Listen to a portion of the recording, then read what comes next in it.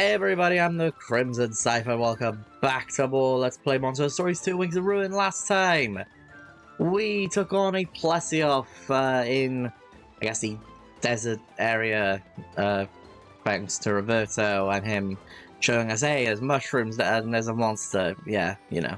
Anyways, this time, I am here back in Lelution because we've been doing a bit of questing off screen, or at least I have. So it allows me to do basically. Oh, there's a guy.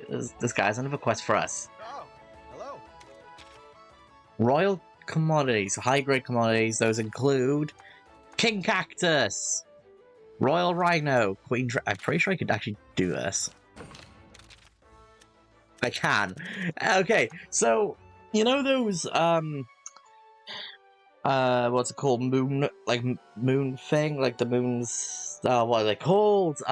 You know what I mean, like the moon grass. That's the one I was looking for. Thank you. Yeah, you can find the royal cactus as well alongside moon grass. Moon grass is much rarer than king cactus, I'm pretty sure, in this game. And you have to look for the blue grassy, or plant life. So, you know, there's two types of, like, different item or collection areas. There's the red plants and the blue plants. You want to look for the blue ones. Okay. I need to go over here to do that quest. What else do we have? We have one here. Okay. Let's go collect that one. That's over here.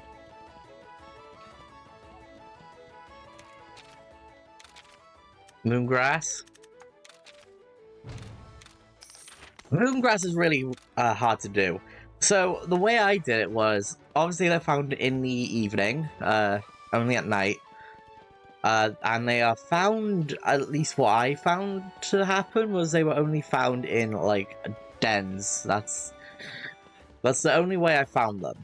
They were found in dens in, like, rare area, I guess rare dens mostly, in, like, the blue fern or blue plant area, like, plant life stuff. Over here we got that palico wanting us to get, or like the feline to get us to feed some hermitors. And that'll allow us to make vital essence. Which we have, I believe. How many do we have now of vital essence? Because I've got a few off screen. We got 5 now, so that's good. Yeah, I got an extra one off screen. Pretty helpful. So, and also, we're able to make them now. So they need raw meat, toadstool, girthy garlic, and that's about it. So now we have 6. So I just made one. Okay.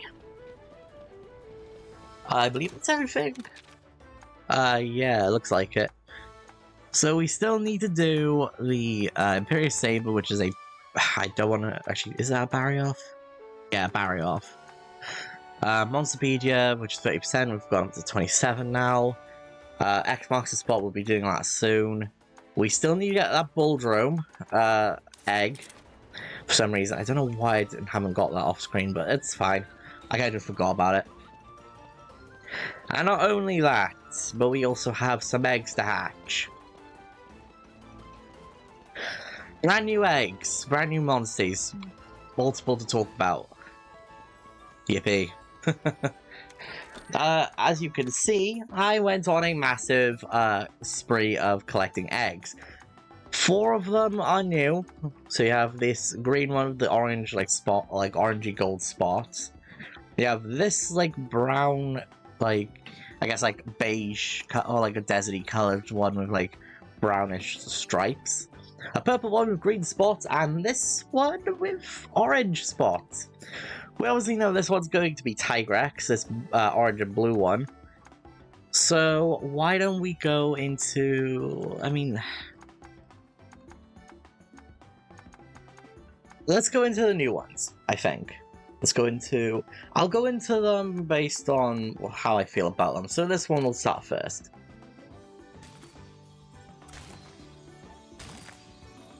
Here it is.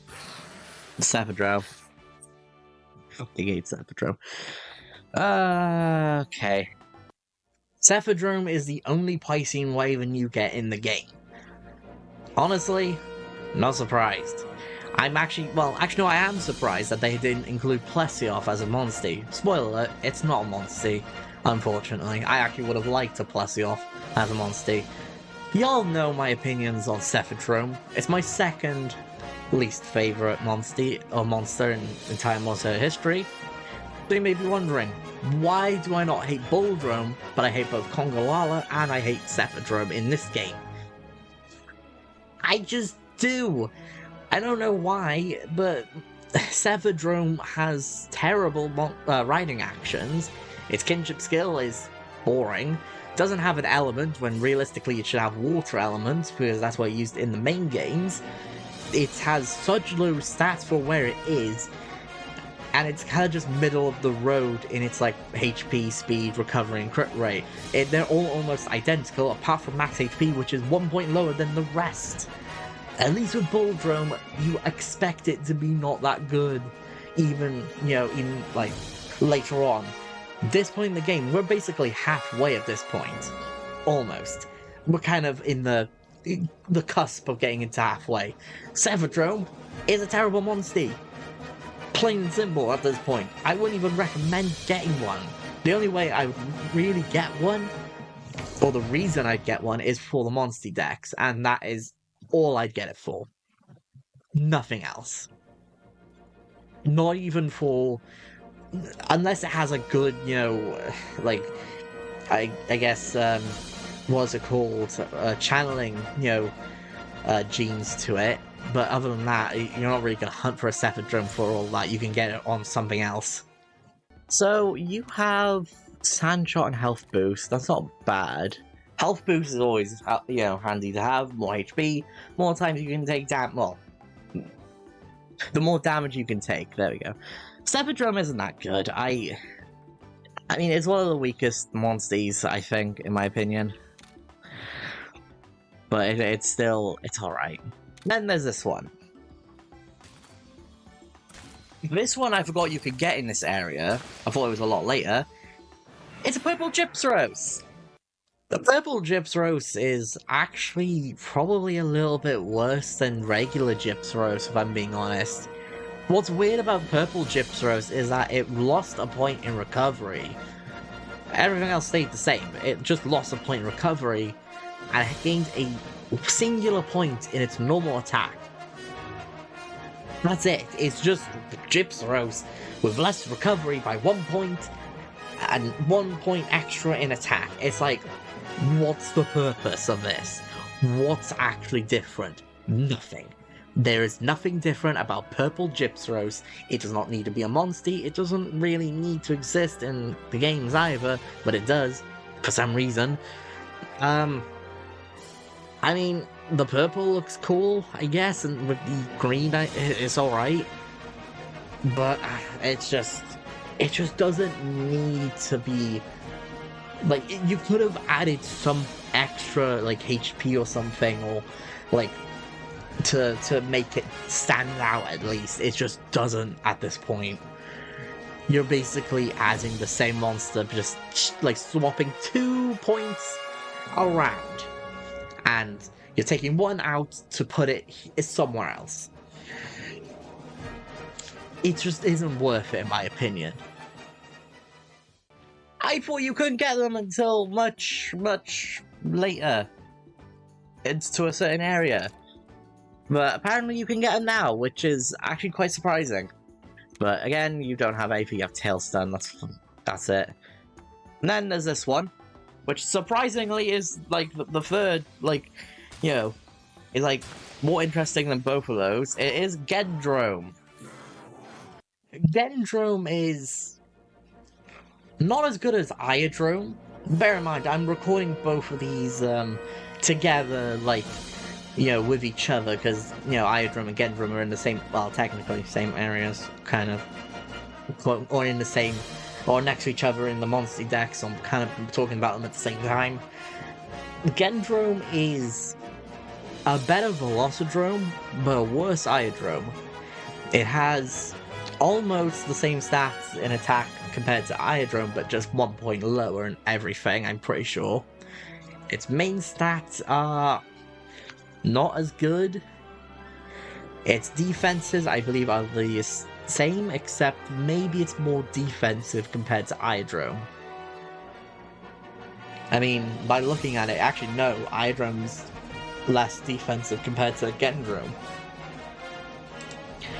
So think of this as a two-pack deal. One's more defensive slightly, while the other one's more offensive and whatnot, and has more better like HP, speed, and stuff. And also, with both of them, you also have access to both poison and paralysis in their attacks, which are pretty useful. And, of course, jump is one of the most useful kinship, well, not kinship skills, riding actions you get even from the beginning of the game. Well, jump is used everywhere, even outside of caves and stuff, or monster dens or whatnot. So, Gendrome it's okay. I wouldn't say it's team worthy, unless you really want to, but up to you at that point. We fought Gendrome before. We know it's got paralysis. It's got, it's good speed to it. It's, it is pretty good. I'd say it's one of the better monsters that we've gotten in this area so far, until we talk about. Which one do we open? Let's open the amazing one of this guy. This guy, you'll see. It's Diablos. We're actually finally getting to Diablos now, which is insane to think about. But Diablos is pretty good. Really good max HP, middle of the road speed and crit rate, recovery non-existent. The attack stats show that Diablos is a very power-hungry monster. This thing's normal attack is insane at this point in the game, and it's one of the highest we've seen so far. Not the highest, but it's, I think well, actually, no, it might be the highest. It could be, I don't know. But at this point, it's really good. It's a power-based monster with Raw and Ground Dive, which both of those are useful in their own way. Raw is better in cluttered areas, filled with a lot of monsters, and Ground Dive is good for going into the places that you can't get to normally. This thing's a pure powerhouse. It's basically there to deal damage, and it does it well. It does have a lower, less points in defense compared to its offense, so meaning it is going to be one of those monsters that will deal damage but won't take as much, damage. And that's okay. It's my favorite monster by any means. I mean, it's a monster that I'm not the biggest fan of, but I'm not the type of person to hate on it. To me, it's just Diablos. Everyone knows who Diablos is if you play Monster Hunter. At least to a point where you're fighting a Diablos, you know what Diablos is, or you are mistaking it for the game Diablo, which is not the case. Diablos, to me, I feel like has too much spotlight for a monster that is just the same thing as Monoblos. Monoblos should be in the new Monster Hunter game, and if you want to add Diablos, go ahead. In fact, what's it called? A turf war between Diablos and Monoblos would be awesome. I feel like Diablos would win, but that's fine. I like Monoblos more than Diablos. What do you have? You have Evasion Ability M. That's actually pretty good. Vicious M. Head-to-head damage, yeah, that makes sense. Critical L, which is good. Vengeful Tackle, which is a pretty decent attack. Okay, cool. And then the rest are, well, things we've already done. What I had before. Alright. Now that that's out of the way. God, half of this video was literally just doing quests, getting done with quests and doing eggs. I'll meet you guys over by the desert cave that Roberta was talking about. And it's over here. This is where we need to go. So let's head over here. Now let's just quick travel real quick.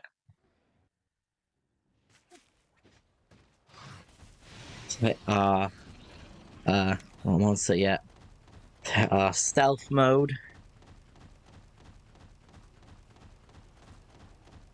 Let's just head over to the caves. If I'm not mistaken, I think I know what we're fighting next, and it's a monster that we haven't technically fought on screen, but we've seen. I think. Have I seen it?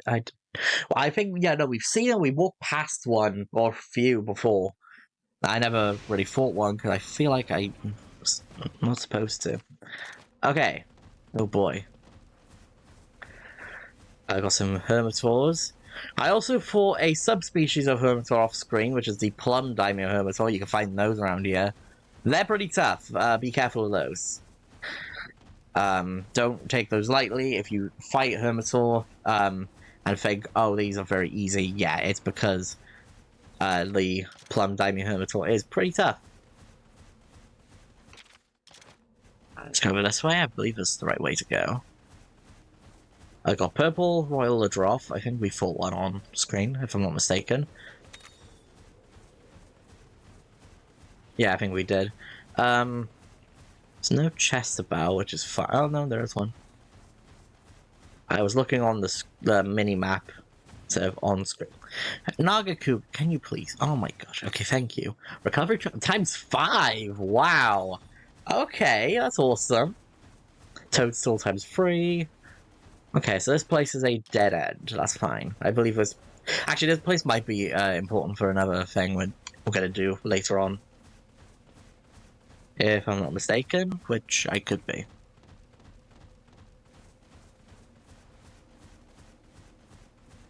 This way, I believe. I could use an ogre to jump over here, but that's fine. That's fine. There is one enemy, a small monster, I believe, that we have not seen yet. I'm surprised we haven't seen. Could be common, though. That's, well. Over here, we have more of a cave. Okay. Whoa, okay, there are a bunch of Cephalots around. If you want to do that quest, that was asked, well, that asked you to take out 6 Cephalos, so this is a good place to do that. Let's grab the chest that's up here. Grab you. Life powder times 2, very helpful, very useful. There is a better version of life powder in the game, don't worry. If you guys think that later on it just doesn't get useful, there is a better one. I think, do we have one on us? No, we do not. Can't even combine it. Oh, crap. Okay. Roberto, spill the beans. Why did a plesioth appear in the Barrens? Be patient, and you'll find out soon enough. Does a plesioth have something to do with the desert? Want to chill it with the questions? The answer is there, if you listen to the monsters. Listen to the monsters? Look, I know they don't actually speak, but it's possible to find out why they came somewhere and what's making them act all weird. If you pay attention to them, is what I'm saying. Old Red could hear the voices of monsters, though. Red? Who's that?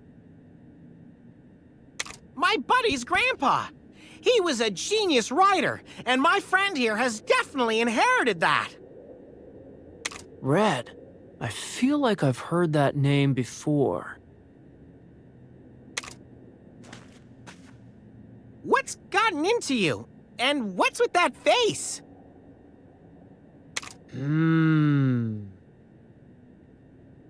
Hmm? Do you mean like the red?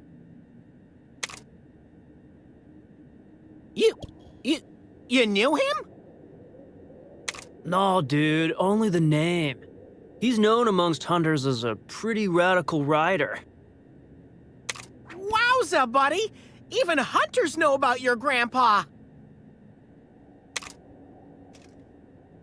So your Gramps was Red, the far-out rider who could vibe with monsters. In that case, you better up your game, kid. Okay, let's go see if you figured out the answer.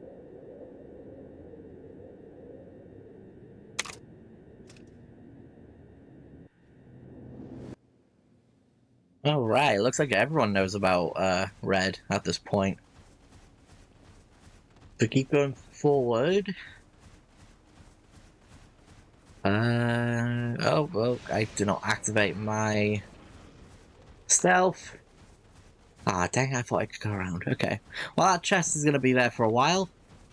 Also, if you notice the chests on top of those, like, mountain things, you need, ground dive to get to them. However, I'm going to leave them for a bit. You'll see why.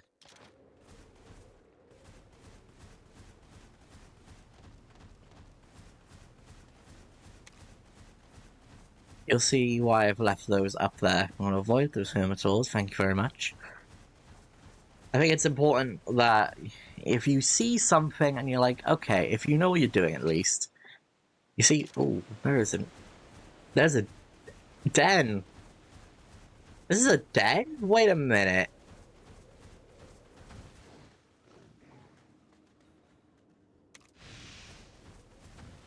Okay.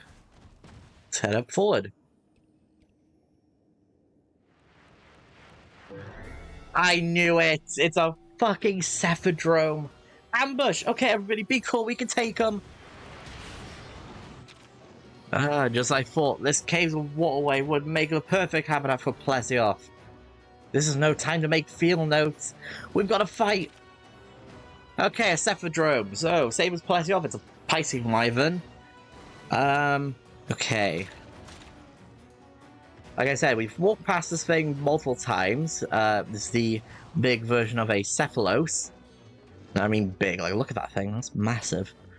I don't know what you would go for. I feel like you would go for technical. No, I feel like you'd go for speed, wouldn't you? Would you go for speed or technical? I'm gonna go for technical to see if it does go. Yeah, it does go speed, okay, awesome. Spike bomb, awesome.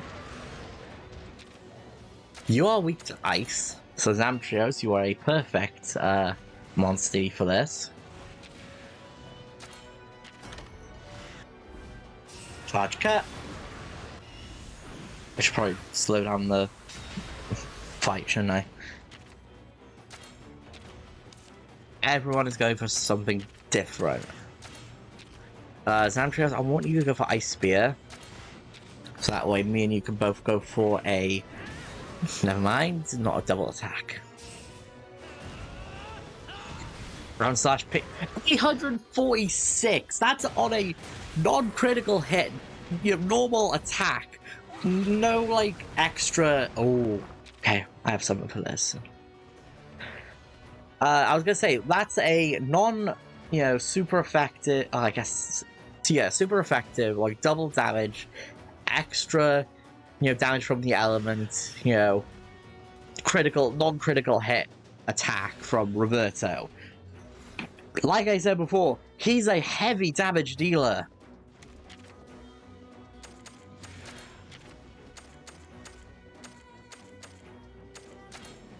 Let's go for a Sonic Bomb.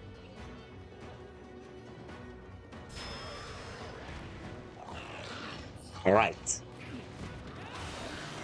237. 137. Nice.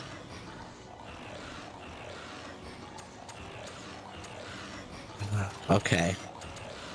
I'll go for all power. Charge Tackle P. 240, okay. 76. 137. No critical hits though, that's interesting. It's fine. Okay, let's go for that.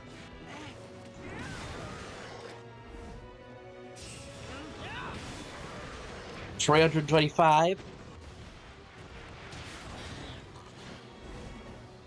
Ice armor, okay. Ice attack up, that's awesome.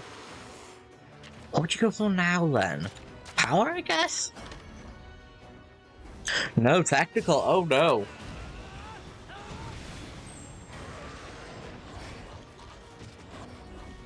Paralysis slash, oh no. And I'm paralyzed. Great.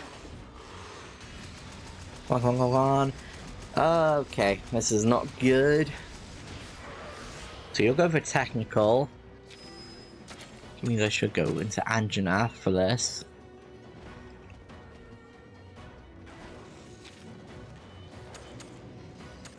I'll go for item.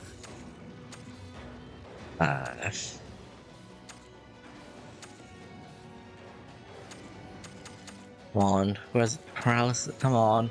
Paracare, that's the one I wanted. Alright. Now with Paracare and any like drink items that like, you know, negate what's it called? Fuck, what's the word? I guess ailments or status inflictions. They essentially prevent them from happening for a few turns. So that's something. Okay, 390. Okay. Charge cut P. Nice. 201.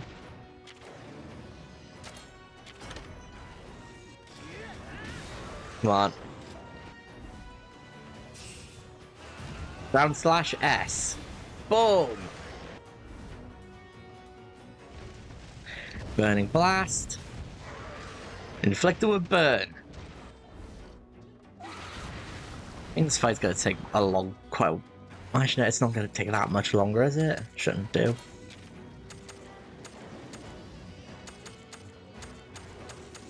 Sonic bomb again. Wait and see. And it's inflicted with trapped.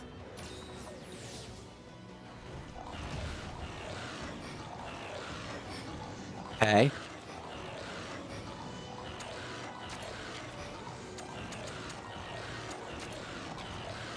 Let's go for charge tackle P, just like Roberto is.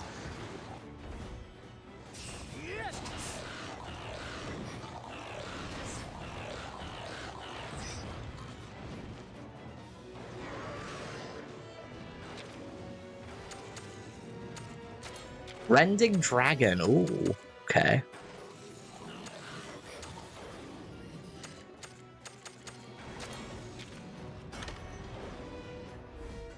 Charge cut P. Boom.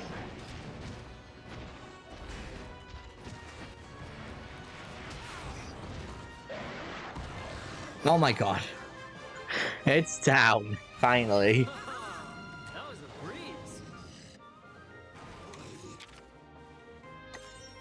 And Roberto is now level 27, he's caught up, finally, after all this time. That's actually another question. How's Rafa gonna level up over time? Is it the same level when it joins back with us?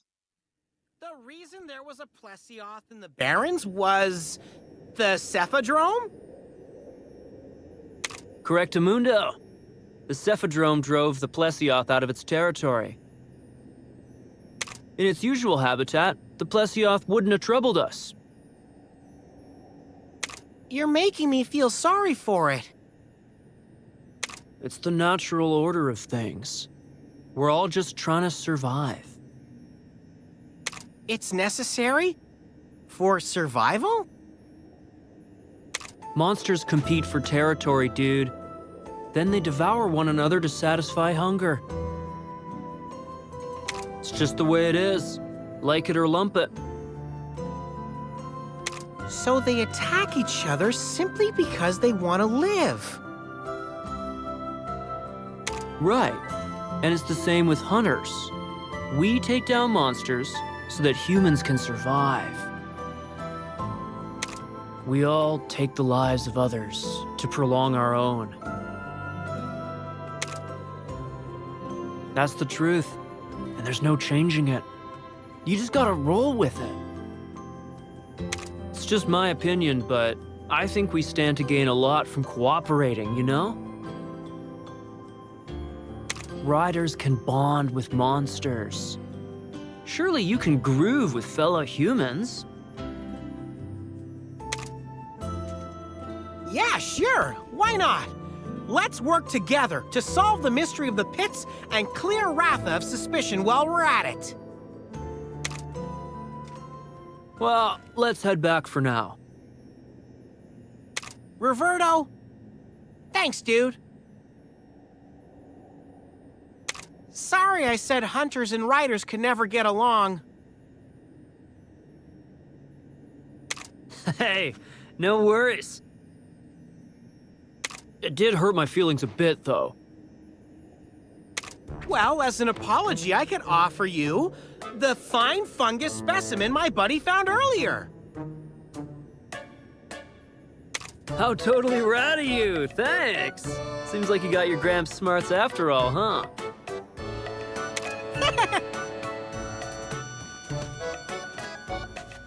Let's see. Huh? Oh, there's a bug on it!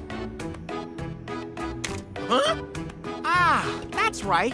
It slipped my mind, but Roberto gets totally grossed out by bugs.